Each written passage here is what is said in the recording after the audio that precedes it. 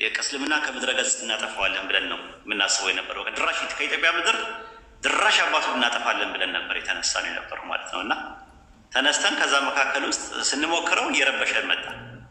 አንድ በርናባስ የሚባል ልጅ ነበር። እሱ ምን አለ፣ መሐመድን ዝም ብዬ ሳስበው የሆነ ነገር ወርዶለታል እንጂ ዝም ብሎ ኮርጆ ነው ምናምን ብዬ አላምንም አለ።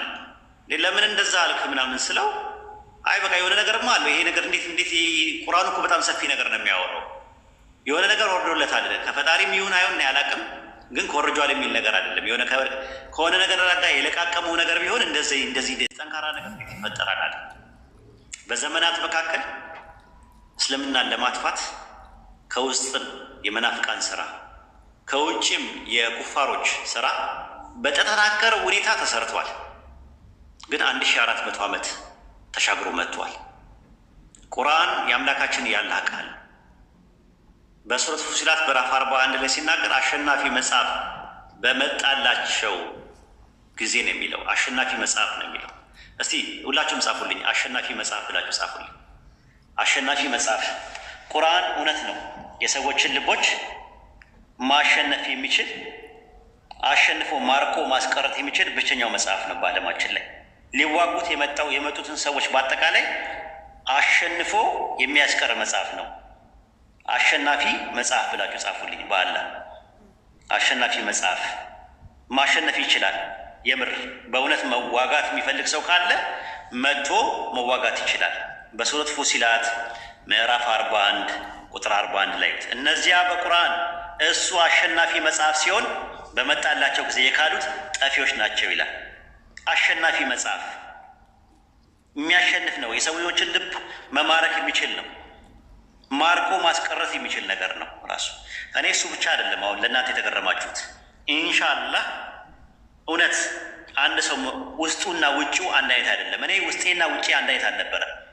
እስልምናን እሳደባለሁ፣ እቃወማለሁ። ውስጤ ግን ሌላ ነው። የእስልምና እውነት እየገባኝ ነው፣ እያወቅኩኝ ነው ሳጠፋ የነበረው። መጨረሻ ላይ ውጭና ውስጤ ሲጋጭብኝ ነው ወደ እስልምና የመጣሁት።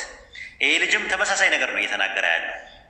ኢንሻአላህ የሆነ ሰው ቀን ከሌሊት የሚሳደብ ሰው የነበረ ሰው አታውቁትም። ልብ ውስጡ ምን እንዳለ አታውቁ። ውስጡና ውጭው አንድ አይነት ሰው ነው ሳይቀር ሲቀር አላህ የውስጥን ነው የሚመለከተው፣ የልብን ነው የሚመለከተው። እነማናቸው ለሂዳያ የሚገባቸው ነገር እነማናቸው የማይገባቸው የሚለውን ነገር አላህ ብቻ ነው የሚያውቀው። አትወስኑ፣ ለአላህ ስጡ። በቃ አላህ ሂዳያ ይስጠው ብላችሁ ተውት። ተሳዳቢ ሆነ ኢንሻአላህ። ይሄ ነው ያለው ነገር ማለት በጣም ተሰርቷል። ሙናፊቃኖች በውስጥ ሰርተዋል። እኛ ጋር እንደ ሙስሊም ተመሳስለው ከሙስሊም ውጭ ያሉት ደግሞ ኩፋሮችም ሰርተዋል ለማጥፋት። ኦሪየንታሊስቶች ወይም ደግሞ ሙስተሽሪቅ የሚባሉት የመካከለኛው ጥንተ ነገር አጥኚዎች የሚባሉት ጭራሹን እየተማረኩበት ነው የሄዱት። ሚሽነሪዎች ብዙ ሞክረዋል። መካከለኛው ዘመን ተሞክሯል። ሲያቀታቸው ክሩሴድ ዋር የመስቀል ጦርነት ብለው አውጀውብን ነበር። የሆነ ሳለ እስልምና ከምድረ ገጽ መጥፋት አለበት ብለው 9 ጊዜ ጦርነት አድርገዋል። ተሸንፈዋል። እስልምና ሃይማኖት ስህተት ለማግኘት ያልቆፈርኩት፣ ያላነበብኩት፣ ያላየሁት፣ ያላገኘሁት እስልምና ሃይማኖት ስህተት ለማግኘት ያልቆፈርኩት፣ ያላነበብኩት፣ ያላየሁት፣ ያላገኘሁት ወይም የማላቀው አንድም ነገር የለም። ኤክስ ሙስሊም የሚባሉ ትላልቅ ዌብሳይቶች ያሏቸው ታዋቂ ነን የሚሉ ሰዎች የተለያዩ መጽሐፍት እየተረጎምኩ የተለያዩ ሀዲሳት የተለያዩ የኢስላም ዌብሳይቶች አንዳንዱን ከፍዬ ሁላ ማለት ነው ገንዘብ ከፍዬ ስህተት ፍለጋ ያላየሁት ያልማስኩት ነገር የለም።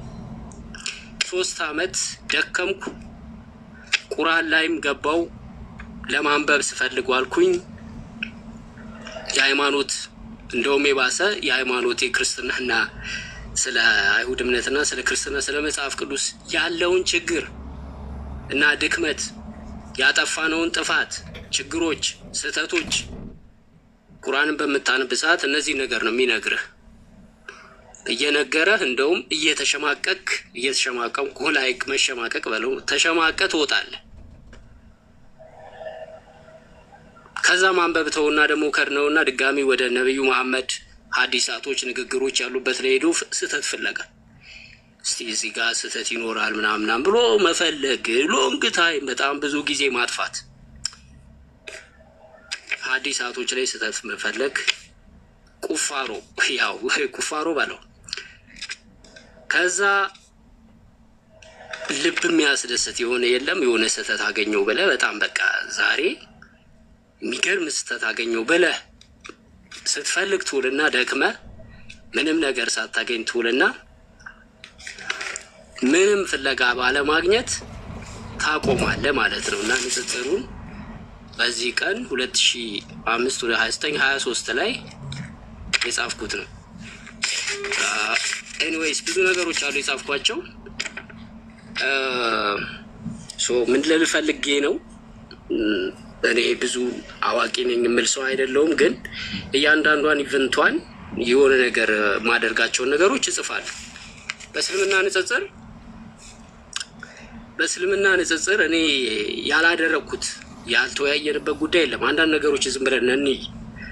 ለምሳሌ ስለ አላህ አካላቶች የተለያዩ እንደ አጫጭሮቹ ላሳይ ብዬ ነው። የጠፋ የተሰረዘ የቁርአን ክፍል እያልን ቁርአን ያለው እነዚህ ናቸው፣ ሳሂህ አልቡኻሪ እንደዚህ በጣም እጅግ በጣም ብዙ ጽሁፎች፣ እነዚህ ሁሉ አንድ ፓክድ ነው። የነቢዩ መሐመድ የብልግና ስድብ ምናምን እያልን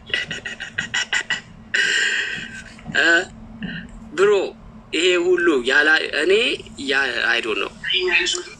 ብዙ ነገሮችን ሁሉ አይተናል፣ ብዙ ነገሮችን አይቻለሁ። ሶ አሁን ምንድነው ችግሩ? ምንድነው ክርስትና ላይ ያለው ድክመት፣ ስህተት የሚለውን በደንብ ነገሮችን እያሰብኩኝ እያነበብኩ እያየሁት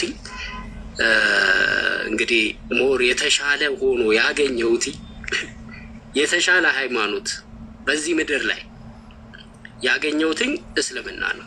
ከእስልምና ውጪ አንድም ትክክለኛ የሆነ ነገረ ድህነት ብትል የፈጣሪ ህልውና እንግዲህ የአንድ አምላክ አገላለጽ አስተምሮ እኔ ሞርሊ ክርስቲያን ነኝ፣ ኦርቶዶክስም ነኝ።